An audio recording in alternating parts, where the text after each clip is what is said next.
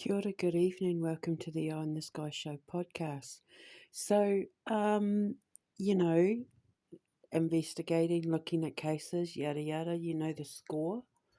And I stumbled upon a wee case in Vancouver, British Columbia, with a woman called Cindy James.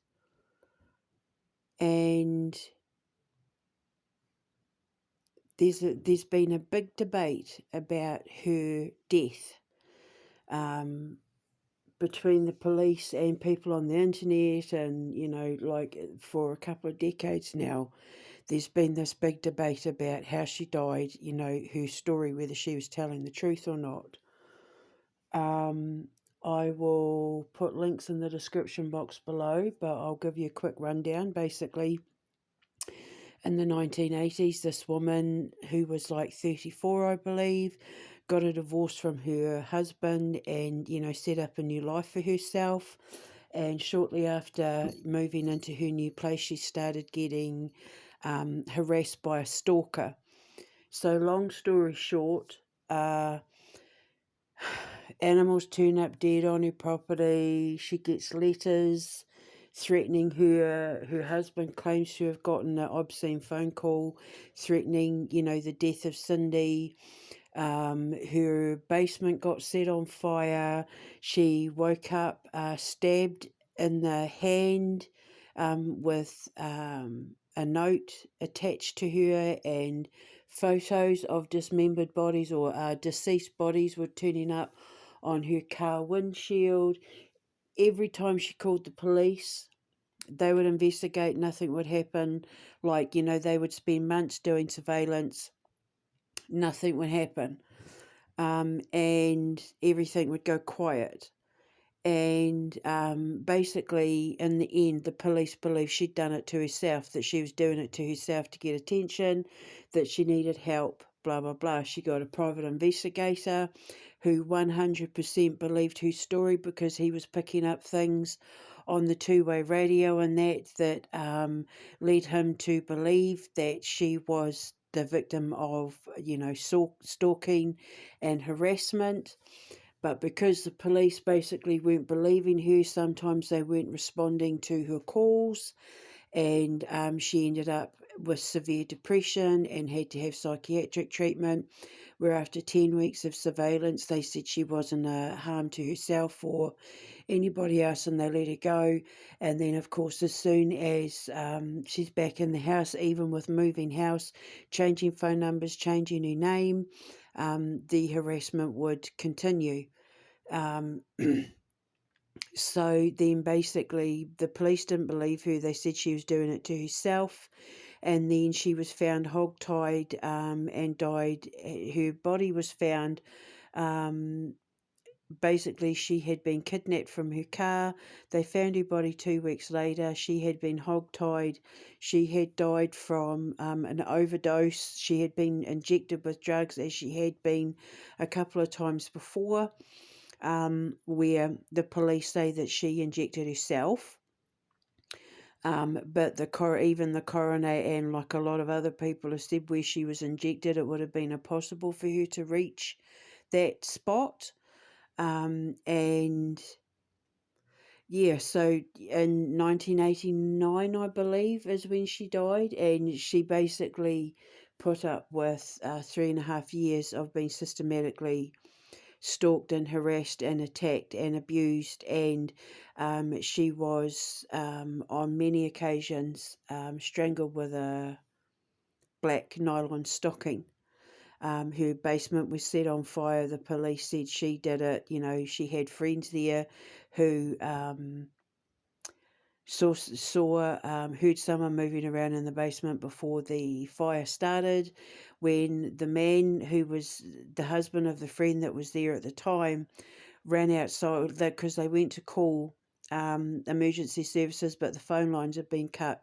So the friend's husband ran out to get help, and there was a large man standing there watching everything. And when when the friend's husband yelled for him to get help, he turned and ran away. Now, there is a big debate. There has been a big argument about this. Her family are suffering greatly because she wasn't believed and she's turned up dead. The police said it's perfectly reasonable that she could have hog-tied herself, but people are saying with the amount of drugs that were found in her system, they would have worked pretty quickly after she injected that amount of drugs in her system, before she became intoxicated with the drugs. There's no way she could have been able to tie herself up like that. And even though her death was ruled a suicide, the coroner even isn't convinced that's how she died. I think in the back of his head he knows she was murdered. He's contested what the police have said. The interesting thing is, around about the same time in Vancouver, British Columbia, there was also another death. And because when I was listening to Cindy's case, I was thinking, I wonder if there was a serial killer or someone, who has done this to other women before. And I started doing some investigating and found another case very, very similar. And her name was Jillian Fuller. I'll put links in the description box below. Her apartment was set on fire. They didn't disclose how she had died, but she had been harassed as well, and letters were turning up to the police. The same kind of thing as well. She wasn't believed. She was battling alcoholism, and a lot of people just speculated it was because she was an alcoholic and, yada, yada, blah, blah, blah. Just like they said with Cindy, that she was crazy, she was doing it to herself, dissociative disorder, blah, blah, blah, all this sort of stuff. And yet there are very, very similar details to these two cases. And I just keep thinking, I think they've missed something here, because there were a lot of women, I've been looking at it, while Jillian was beaten, just like Cindy was, bruises and that all over the body, beaten, strangled. Well, they haven't disclosed how she died, but her apartment was set on fire, but the fire didn't touch her, which means she would have been dead before the fire got anywhere near her body. So she could have been stabbed or something like that, but I'm thinking strangulation. I don't know why I'm thinking strangulation, but I just feel when I was going over the details of her death and the crime scene with Cindy's as well, there's a lot of similarities. Like a lot. And so I would be interested to see whether she had been strangled, because there's a lot of comparisons there, and I'm just wondering whether they have missed something, and the reason why they were going, weeks and months between things happening with Cindy is because he was moving around a lot. And the description of the man in the Jillian Fuller case, very like he sounds similar to the description of the man that the friend's husband found the morning the fire was set. And every fibre in my being is saying that they've missed something, and that they've possibly missed a potential serial killer, without being allowed to delve into, the Vancouver, British Columbia unsolved strangulation murders where fires were set and, they were harassed and things like that. Every fibre of my being is saying that there's more than one victim, and that Cindy was absolutely telling the truth, and that this person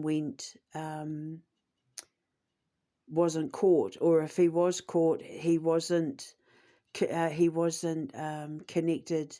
They didn't connect the dots between him and Cindy and Jillian's death.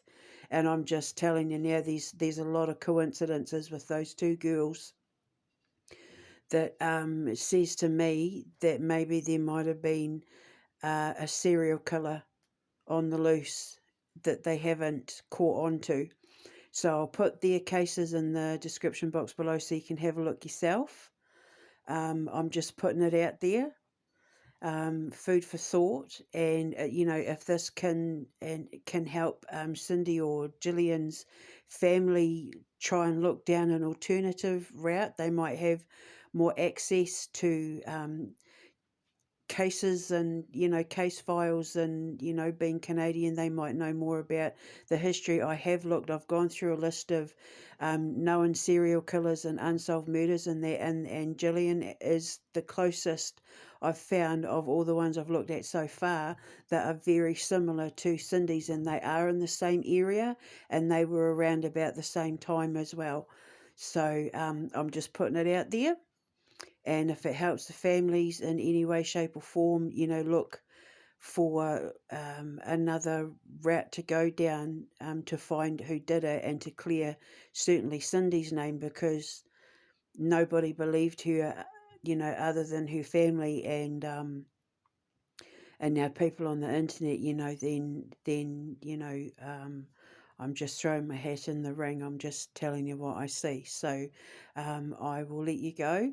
And if you want to look into it yourself, look into it yourself. But I'm just throwing that option out there. So take care. Mwah.